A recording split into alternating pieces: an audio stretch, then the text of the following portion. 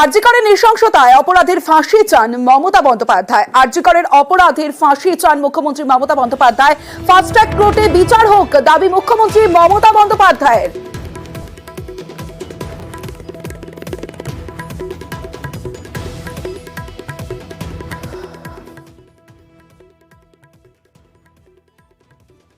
আমার কাছে যখনই কলকাতার পুলিশ কমিশনার খবরটা দেয়, আমি সঙ্গে সঙ্গে তাকে বলি যে এটা খুব নক্কারজনক ঘটনা এবং খুবই বেদনাদায়ক ঘটনা।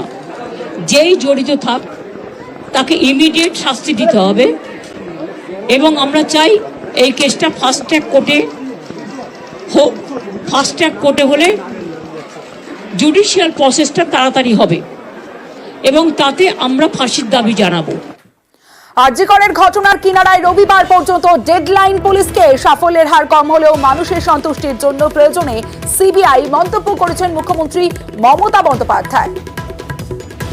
আমি চাই পুলিশ যত তাড়াতাড়ি সম্ভব দোষীদের গ্রেপ্তার করবে, আর রবিবার পর্যন্ত যদি তারা কুল কিনারা করতে না পারেন, কারণ ভেতরেও তো অনেকে আছে, তাহলে এই কেসটা আমরা আমাদের হাতে রাখবো না, আমরা সিবিআই কে দিয়ে দেবো। কিন্তু ওদের সাকসেস রেট খুব কম।